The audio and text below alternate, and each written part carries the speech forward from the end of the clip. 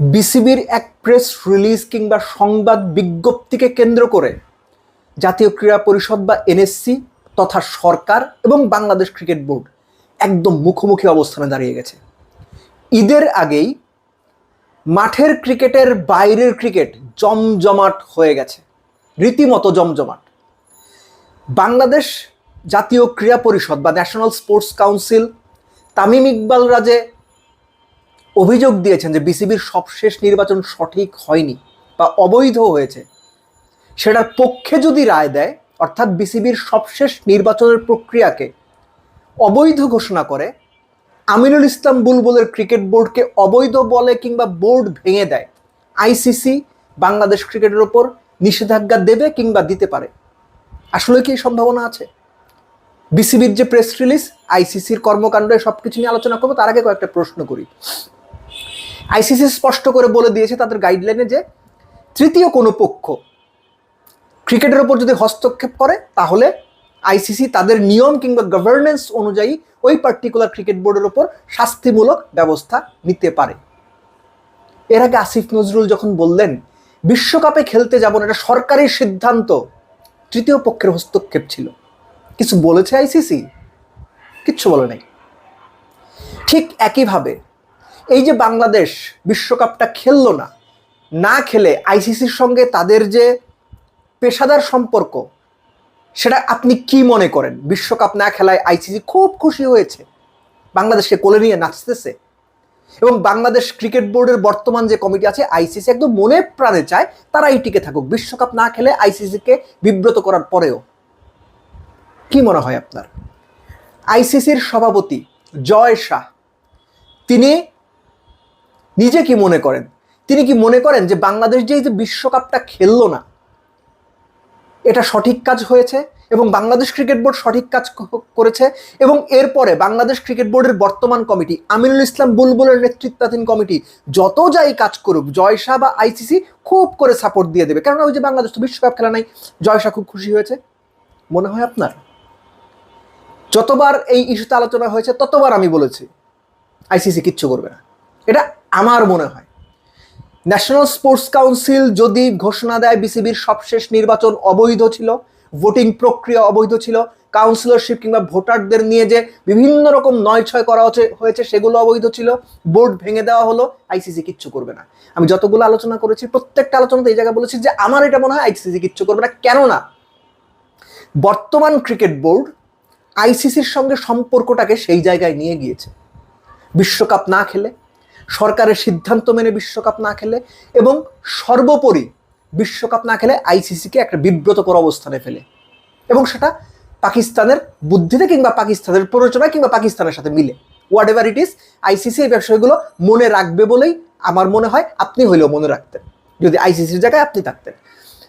Bangladesh cricket board press release দিয়েছে, যার মূল কথা হচ্ছে এই যে তামিম ইকবালদের নেতৃত্বাধীন যে সংগঠকরা ন্যাশনাল স্পোর্টস কাউন্সিল একটা অভিযোগ দায়ের করেছেন যে বিসিবির সবশেষ নির্বাচনটা বৈধ হয়নি, সেটা তদন্ত করার জন্য বা সেটা খতিয়ে দেখার জন্য 5 সদস্যের একটা কমিটি গঠন করা হয়েছে। সেই কমিটি যে রিপোর্ট দেবে তার উপরে বেস করে সিদ্ধান্ত নেওয়া হবে। বিসিবির যে প্রেস রিলিজ, তার মূল বক্তব্য হচ্ছে এই কমিটির যে করা হয়েছে এটা উদ্বেগজনক, বিসিবি স্বাভাবিকভাবেই চলছে এবং বিসিবির যে নির্বাচনটা হয়েছে সেটা নিয়ম প্রক্রিয়া মেনেই হয়েছে, এবং বিসিবি মনে করে যে এই ধরনের কোনো ঘটনা, তৃতীয় পক্ষের হস্তক্ষেপ যদি ঘটে তাহলে আইসিসি থেকে বাংলাদেশ ক্রিকেটের উপরে এক ধরনের চাপ তৈরি হওয়ার সম্ভাবনা রয়েছে। বিসিবির পক্ষ থেকে আইসিসির সঙ্গে যোগাযোগ করা হয়েছে এবং বিসিবির পক্ষ থেকে আইসিসির সঙ্গে যে যোগাযোগ, সেখান থেকেই জানা যায় যে আইসিসি চাইলে তৃতীয় পক্ষের হস্তক্ষেপের কারণে বাংলাদেশ ক্রিকেট বোর্ডকে একটা কঠিন পরিস্থিতি বা চাপের মুখে ফেলতে পারে। এই হচ্ছে বিসিবির প্রেস রিলিজের মোটামুটি বক্তব্য, পুরোটাই ইংরেজিতে লেখা।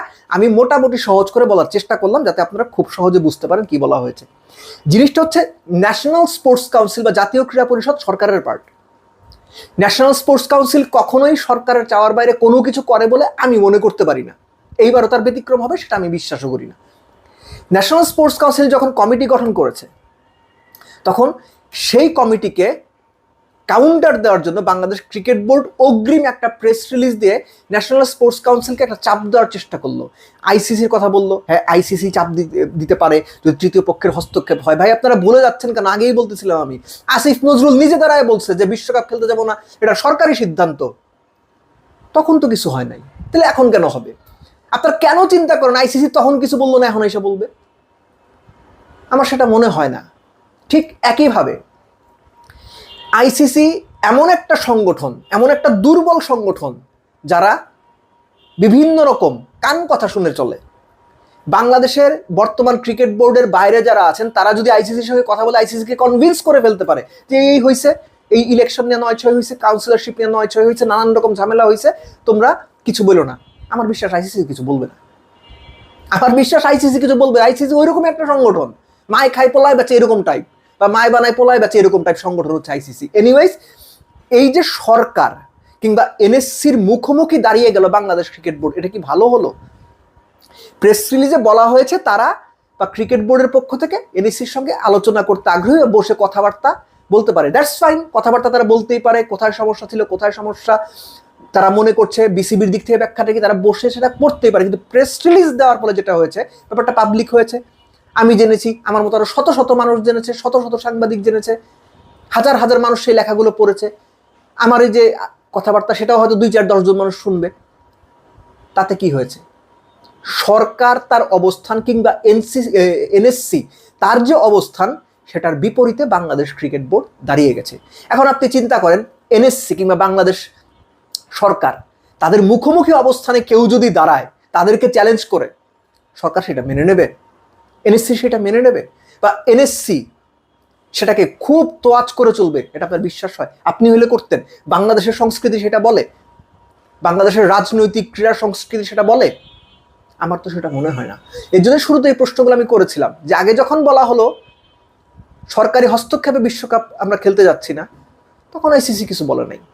এই যে ভোটিংয়ের ব্যাপারটা, এক একবার আপনারা 15টা ক্লাবের কাউন্সিলরশিপ ছিনিয়ে নিচ্ছেন, আবার ফিরিয়ে দিচ্ছেন, আবার নিয়ে নিচ্ছেন, আবার ফিরিয়ে দিচ্ছেন। এই যে ঘটনাগুলো ঘটেছে সবার চোখের সামনে ঘটেছে, গণমাধ্যমে লেখালেখি হয়েছে, কথাটা আমি অনেকবার বলেছি।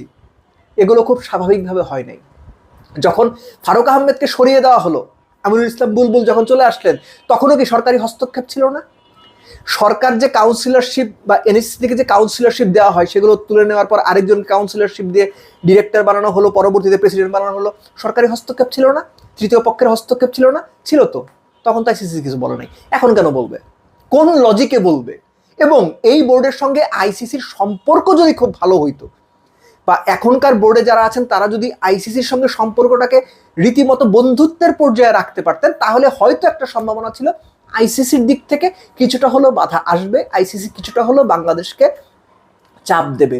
কিন্তু এই ক্রিকেট বোর্ড আইসিসির সঙ্গে সম্পর্কটাকে যে জায়গাতে নিয়ে গেছে, আইসিসির সঙ্গে বাংলাদেশ ক্রিকেটের প্রফেশনাল রিলেশনশিপটাকে যে অবস্থানে নিয়ে গেছে, সেখান থেকে আইসিসি এই ক্রিকেট বোর্ডকে সাপোর্ট করবে বা তাদের টিকে থাকার জন্য পাশে দাঁড়াবে, আপাত দৃষ্টিতে এটা মনে করাটা একটু ডিফিকাল্ট। সো আগামীতে কি হতে যাচ্ছে সেটা আমার মনে হয় যে ইন্টারেস্টিংভাবে আমরা যারা ক্রিকেটের মাঠের বাইরের মানুষ আছি সেটা লক্ষ্য করব। এবং একই সঙ্গে আমার বিশ্বাস, এর আগে একটা আলোচনাতে বলেছিলাম যে ঈদের পরে আসলে ঠিক কতদিনেই ক্রিকেট বোর্ডটা টিকে থাকে, এটাই হচ্ছে মূল ফোকাসের জায়গা, মূল আলোচনার জায়গা। সো ঈদের পরবর্তী সময়ই আপনারা হয়তো দেখতে পারবেন যে সরকারের পক্ষ থেকে বা এনএসসির পক্ষ থেকে এমন কিছু প্রক্রিয়া শুরু হয়েছে যেটা বর্তমান ক্রিকেট বোর্ডের বর্তমান কমিটিটাকে প্রাতিষ্ঠানিকভাবে আনস্টেবল করে দিয়েছে। এটা আমার অনুমান আর কি। সো সেই পর্যন্ত চোখ কান খোলা রাখতে হচ্ছে। কিন্তু বিসিবির একটা press release national sports council তথা সরকার এবং বাংলাদেশ ক্রিকেট বোর্ডকে একদম